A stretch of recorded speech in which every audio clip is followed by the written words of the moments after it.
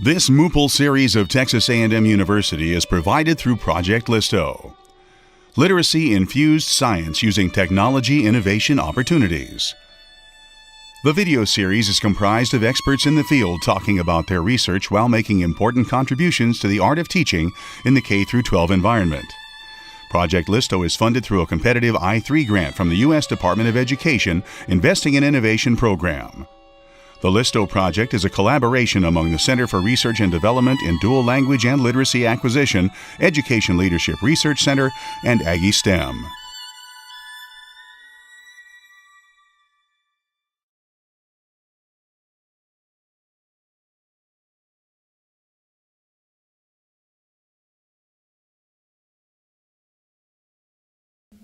Howdy, I'm Katherine Vela, and this is Danielle Bevan. We are third-year doctoral students focusing on mathematics education here at Texas A&M University. Today, we're going to talk to you about a common misconception that students have in science and typically miss on state assessments: the need for students to understand that the Earth rotates on its axis every 24 hours, causing the day and night cycle and the apparent movement of the sun across the sky. As mathematics educators, we believe you can relate this apparent movement to the sun to the movement of hands on an analog clock. In this video, we will provide a research activity to engage students in understanding the relationship of the placement of the sun in the sky to an analog clock. We will refer to this activity as the Great 24-Hour Clock Debate. This activity will bring together science and mathematics in order for students to see the many connections between these two subjects. Furthermore, this activity requires students to research 24-hour clocks and sundials to defend their position about whether noon should be at the top or the bottom of the clock to highlight the apparent movement of the sun. Ideally, this would work best in a 5th grade classroom, but the content can be adjusted for higher or lower grades.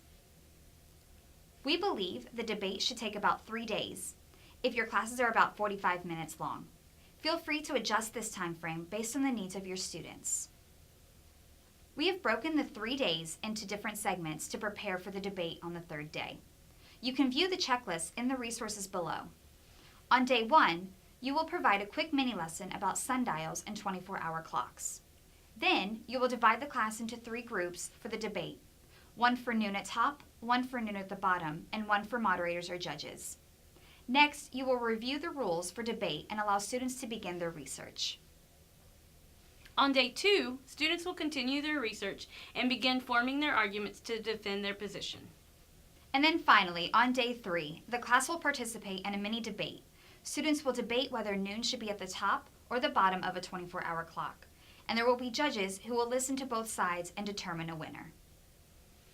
At the end of this activity, students will have conducted research to understand the relationship between an analog clock and the apparent movement of the sun across the sky, therefore forming their own conclusions about how an analog clock can mimic the apparent movement of the sun.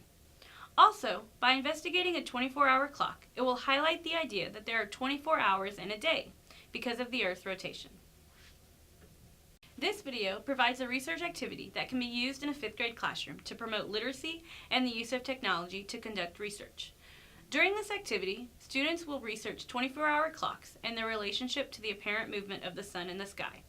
During their research, students will be reading articles, books, maybe even watching videos online to form their arguments to use during the debate.